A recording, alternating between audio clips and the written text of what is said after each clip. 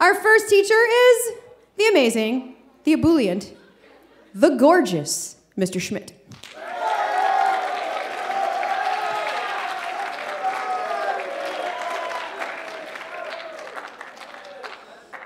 It takes him a while to get across the stage. Just kidding. Our second teacher is the confused and a little bit lost Mr. Tooley. He's running on an hour of sleep because he has a sick child at home. Yeah, not down those stairs, right over here. Always the same. And our final teacher who had to squat a little bit for the photo was the tall and intelligent and sometimes a little bit boring Mr. Lie-Ebling. All right, in order for us to determine who's going to tell his story first, we have a very scientific method. We do not flip a coin. We do not pick whose birthday is close. What we do is we flip a chicken. So there it is. Can we hear it again? So they are going to stand in a sort of triangle. We're going to flip the chicken, and whoever the head of the chicken points closest to goes first. Mr. Lie-Ebling is going to tell his story. Listen carefully and think of questions you might have to ask him when they're all done. All right, so you can all picture like a road construction jackhammer, right? Like it's like got two handles, and in cartoons it always like gets away from the character and they like go down the road, you know? All right. So you need to know that those things are like real, and in real life, like something like that usually weighs like 90 pounds, and they're like 29 inches high. So that's not my lie. It's just a fact about jackhammers. So in the summer before my senior year, one of my best friends and I worked for a contractor. My friend Jacob was like a muscly football player, and I was a lanky choir and theater kid. So you can imagine we were an odd pair when we were carrying like drywall. It was always like slanted as I struggled, and he was like carrying way more than I could. And since I don't think our boss knew what to do with us, he often sent Jacob and me to go on easier jobs by ourselves.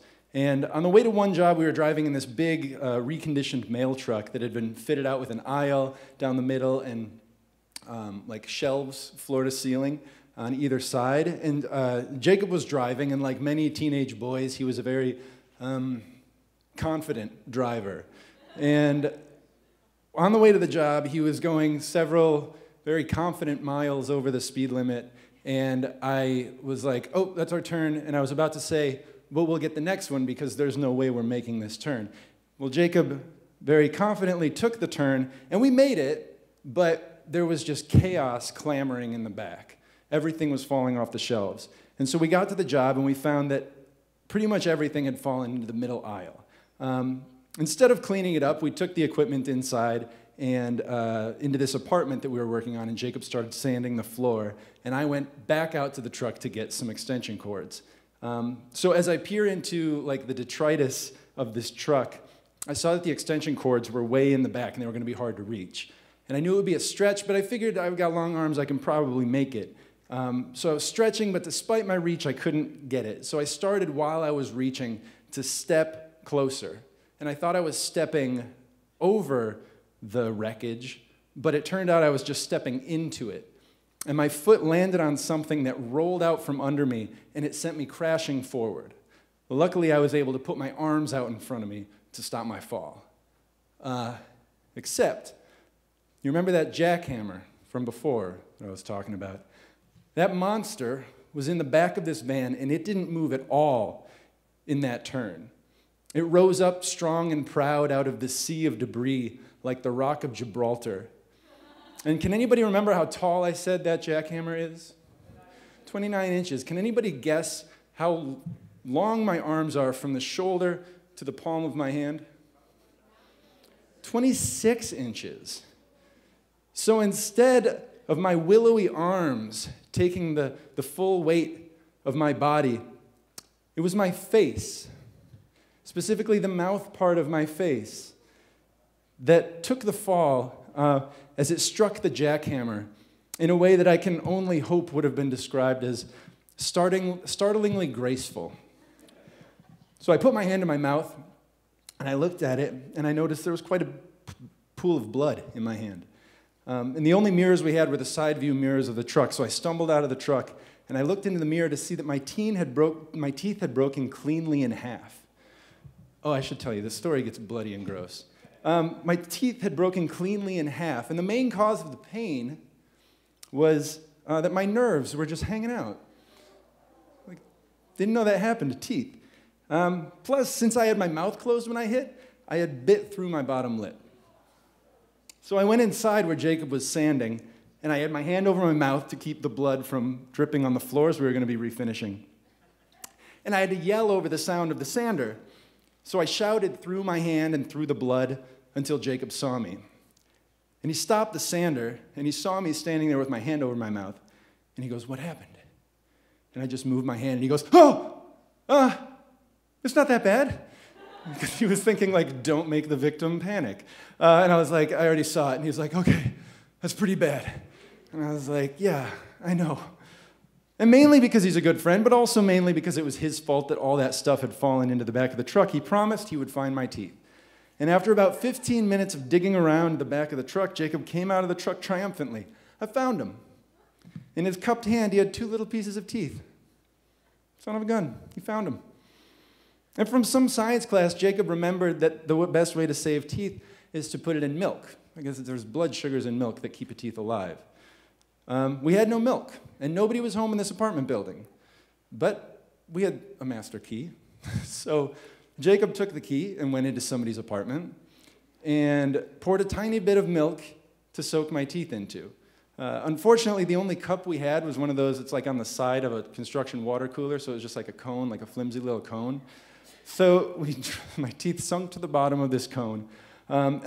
Jacob drove me to my car so I could go home. And I'm not certain, but I'm pretty sure I was concussed because I wasn't really walking straight, and I felt pretty loopy. Probably shouldn't have been driving, but I drove holding the cup because it was a cone. I couldn't put it in like a cup holder. And when I was finally able to see the dentist 4 hours later, I proudly presented him with 2 pieces of teeth sunk to the bottom of a cup of room temperature milk.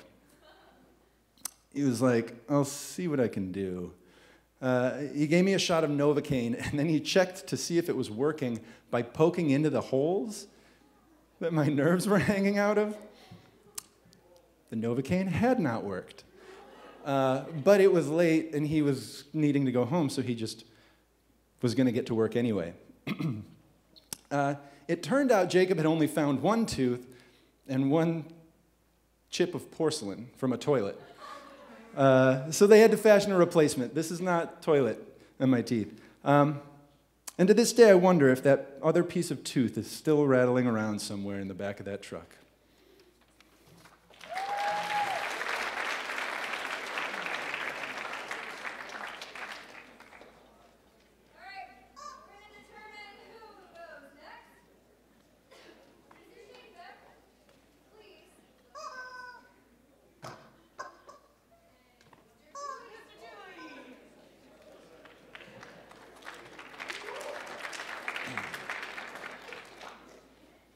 Is this my, yeah, okay.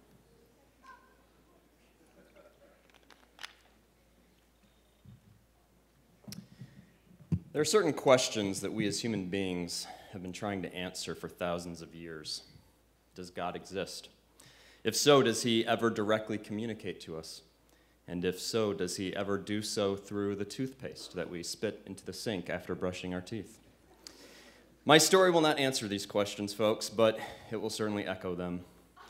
Let me take you back to the 5th of June in the year 2000, the summer after my sophomore year of college and the first day of a study abroad trip I had signed up for. 8 weeks of travel through the UK studying literature. As an English major, I was excited. Going on the trip was a bunch of my good friends, but even better, so was the girl I had been crushing on for 10 months. Now, to protect the innocent, I am not going to tell you her real name. But given the content of the story, you do need a name for her. So let's just say her first name was Mary, and let's just say her last name was Byron. Byron is a fitting last name for her because at the time, I would have sworn that she had come straight from a poem by the English romantic Lord Byron, a poem titled She Walks in Beauty. Mary had, and I quote, "a smile that wins, cheeks that glow, all that is best of dark and bright met in her aspect and her eyes. I had been instantly smitten. So I was excited to spend 8 weeks in Mary's company. But to add hopes for romance, there was something the professor organizing the trip had told us back in May before school ended at an informational meeting about the trip. He told us that on every one of these trips to England, and they had been going on at my college for close to 20 years, on every single one, at least one couple had formed who went on to get married. Now, this was particularly exciting for us guys because of the 35 individuals on the trip, all of whom, as far as I know, were heterosexual, only 10 of us were male, which meant, if the pattern held, that I had a 10% chance of falling in love on this trip to England. All right, so back to the 5th of June and the start of the trip. We arrived on campus actually the night before, a Sunday night, in just enough time to check in, hear a few words from our professors, and go to bed. All of us were in the same small dorm. All 10 of us guys were in one wing on the ground floor. We shared a common bathroom. The next morning, first day of the trip, I woke up late.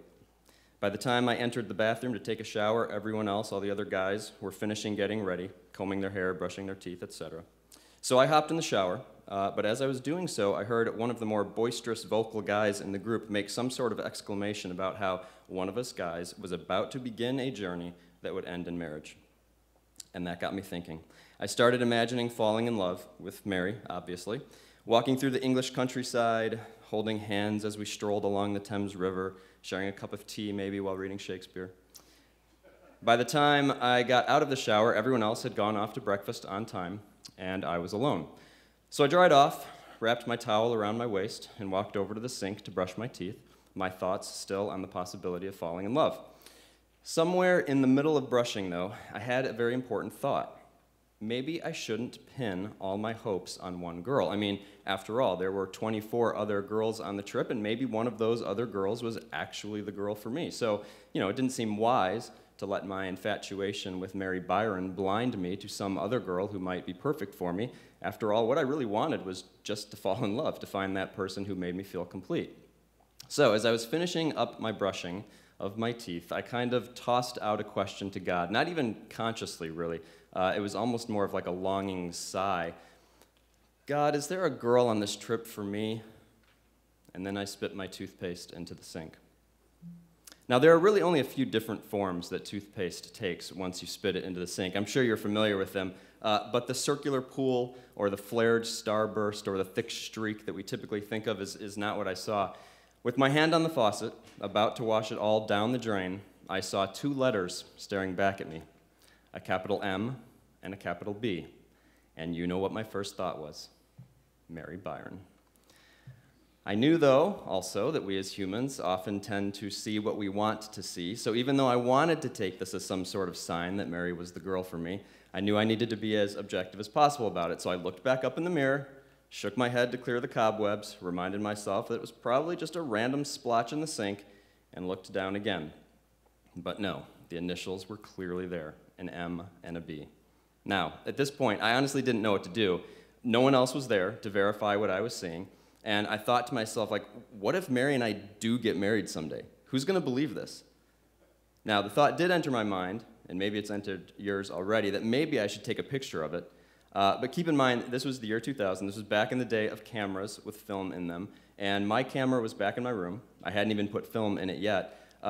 Plus, I got this image in my head of my professor coming to get me for breakfast, entering the bathroom only to see me half naked, bent over the sink, taking a picture of my toothpaste spit.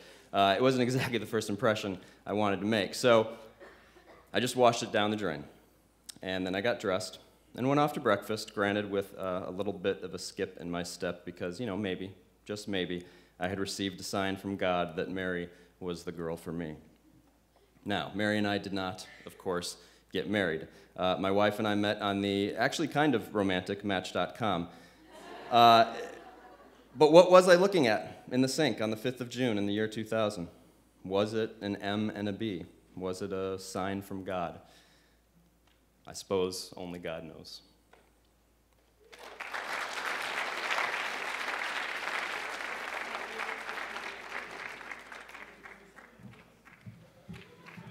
All right.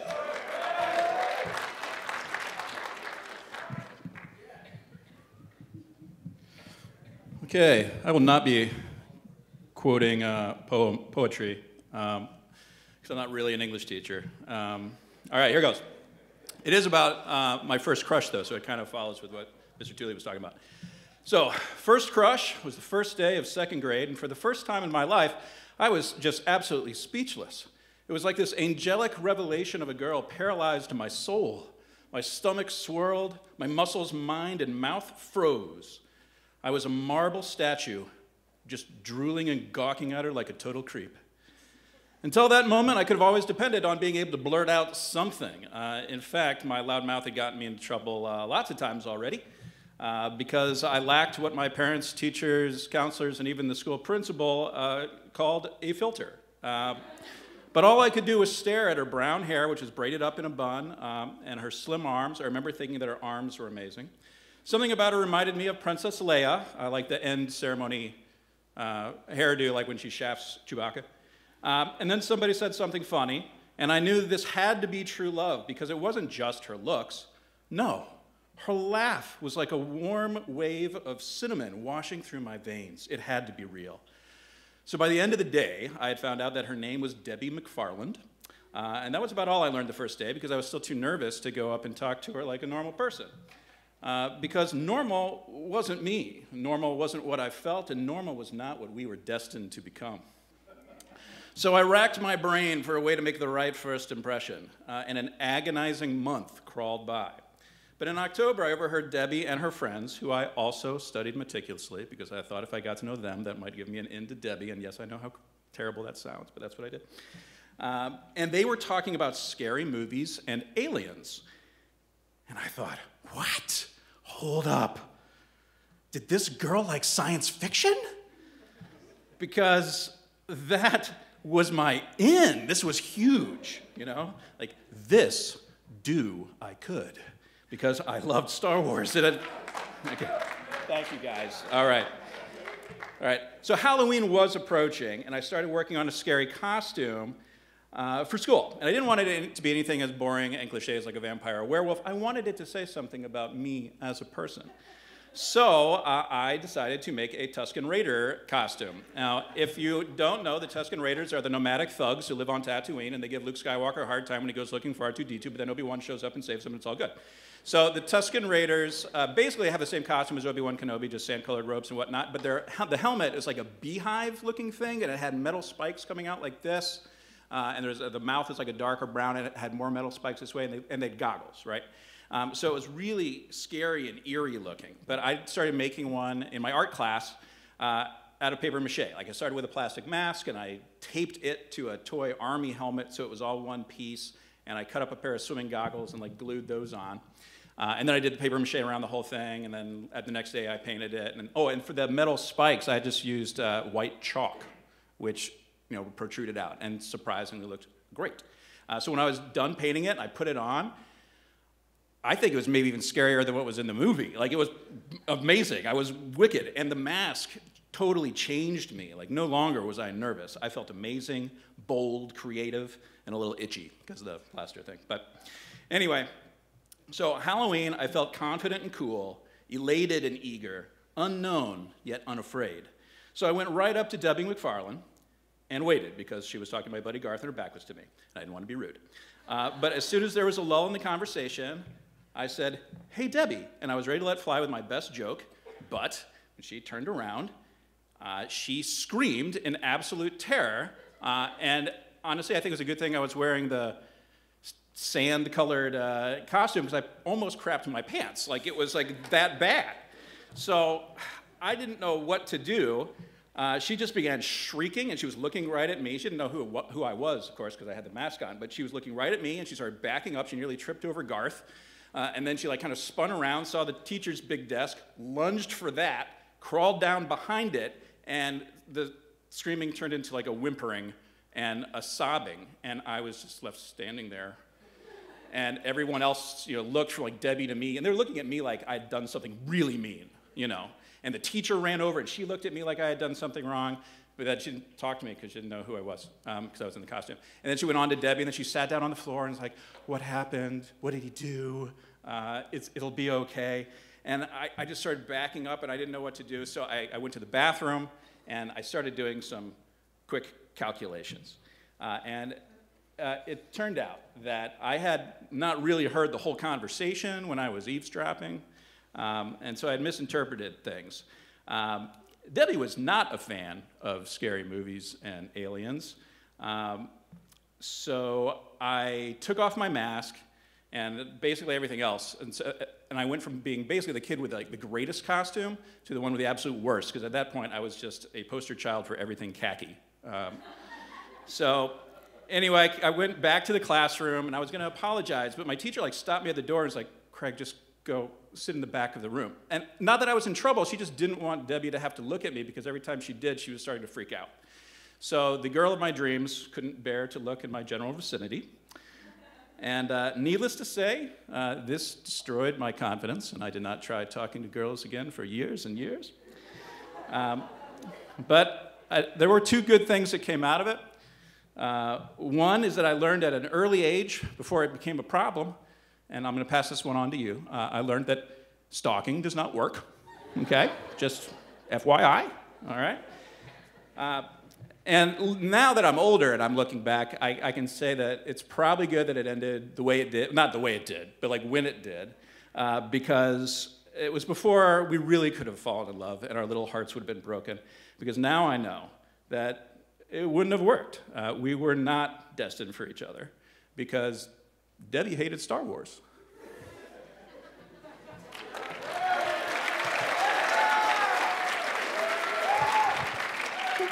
All right. One of those stories is not true. So it's going to be up to you to figure out which story that is. So Mrs. Shanebeck and her pregnant little self, she's due tomorrow. She would have liked to have the baby 2 weeks ago. She's going to be waddling around the auditorium getting your questions. Now, your job is to ask questions that will help you determine which of these stories is not the true one. So, Mrs. Shanebeck, head on around.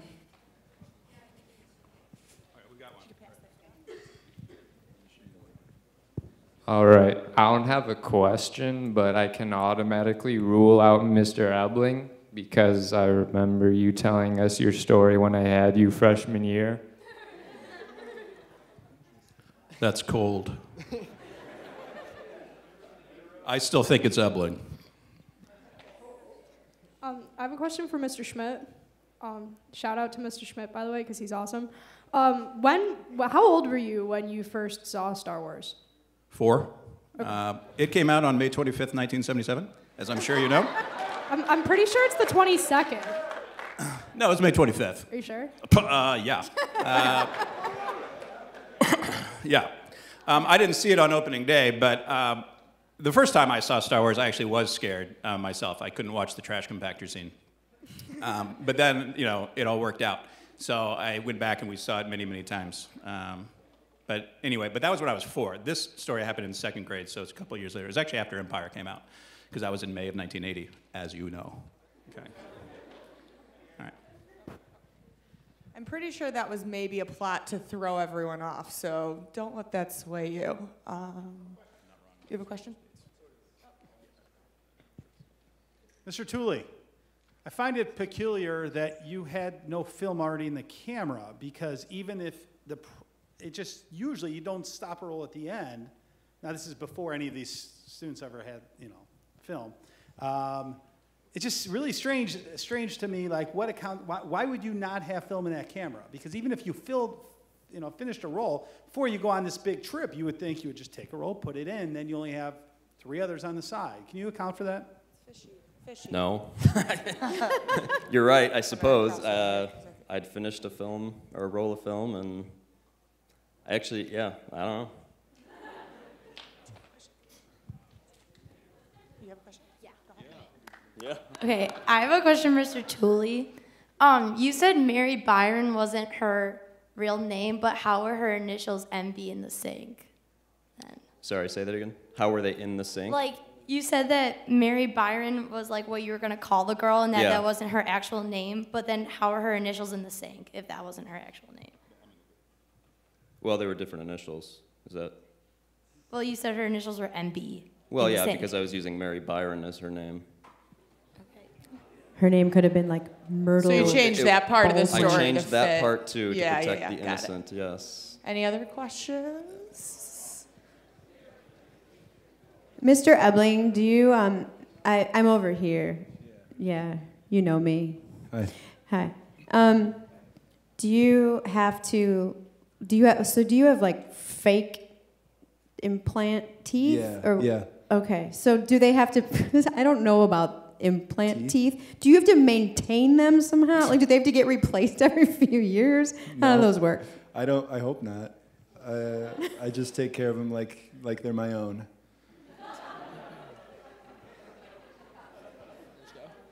Mr. Tooley, what were the actual initials? You can give away initials, can't you? I don't trust. As a teacher, once you've had someone hack into your computer using keystrokes, you tend to trust people a little bit less. I hate to say it. So, given Facebook and the world that is out there. He's going to keep that confidential. That's fishy. Yep. Shady, I know. Interesting. Yep. We got a question over here. Cardell. Not. Jalen. Mr. Ebling, can you take her teeth out? No, that'd be gross. Yeah. I only know one way to take my teeth out, and I don't feel like doing that again. Sorry, I can't. All right. That would be so debilitating. I couldn't eat anything that required chewing, I don't think. So they're permanent? Hopefully. Okay. Mr. Schmidt, before this incident, were you a confident kid before that, and then this just completely ruined the confidence? Well, I'd never been interested in girls before, so I was confident in everything else I did. I mean, I would skateboard in really dangerous places, and I couldn't skateboard. But this was new. I mean, like the first, you guys have probably all had a similar experience, not with the screaming part, but you've had a first crush or something, I hope. And no, that was certainly the most nervous I can remember being up to that point. I also have a question for Mr. Schmidt. Okay. So you say that you're in second grade, and this was in your art class that you made this mask or whatever? Yep. So you had the capabilities of paper macheing your own mask in second grade? Well, I had a plastic mask. You guys know the kind that have just like a band that like goes around the back? It's just like a really simple thing. Okay. So then I taped using masking or duct tape or whatever was in the art room, that to a toy army helmet, and I used a lot of tape, but it became one piece, and then the goggles, which I had cut up and glued on, and then it was the paper mache, which I was just like, you know, it's wet and sticky, and just kind of like drape it over, right? But yeah, that's what I did. It took a couple of days, and I had to make sure that Debbie didn't see it because she was also in the same class, but she wasn't looking at me, so it didn't make a difference. Okay. I have a question for Mr. Epling. Over here. I hear you, Aiden. All right. So, what was the name of the contractor you worked for? The company or the person? The company. Yes, yeah, the company, yes. Oh, gosh, dang. I genuinely don't remember either. It was like home something. Like home life. Did you like grow up this job? Did you grow up in like a very residential area or what? Like? Yeah, it was like suburbs. Interesting. Like, I grew up in Wisconsin. Interesting. Glad that's interesting to you. Just turning. Okay, so my question's for all three of you. It's like for Mr. Ebling, how's your high school friend now? For Mr. Tooley and Mr. Schmidt, do you know how your crushes are doing now, like this time? How is he? Yeah. Like was he traumatized? Is that what you mean? Or what's his job now? Like what is he doing? Like does he have a family? He does, yeah. He was a police officer. but now he's not. Driving the way he was. Yeah, I know. Like, yeah. He knew the mind of the people he was after, I think. But that's as much as I know. And then how are the crushes doing? We haven't kept in touch. I know, married, kids, good life. That's about it. I don't know anything. I moved a year later to St. Louis, so we did not keep in touch. She did not want to talk to me. It was pretty clear. How much time do we have before? Yeah, we're going to vote. Okay. All right. So you're going to vote for who you think is lying to you. What we're going to do is have you stand up, and if you cannot stand for whatever reason, have someone stand for you. If you believe that Mr. Schmidt is lying to you, please stand up. Mr. Thomas was the first one up. Not many people think Mr. Schmidt is lying. All right, have a seat. If you think that Mr. Tooley is lying to you, please stand up. Wow. What does that say about you? All right, have a seat. If you think that Mr. Lie-Ebling is lying, please stand up. Aiden. Alex, Brady, yeah. All right. Will the real slim liar please stand up? Fooled you! Oh, Mr. Schmidt! That's how you tell a lie. Boom! Enjoy your day, everyone.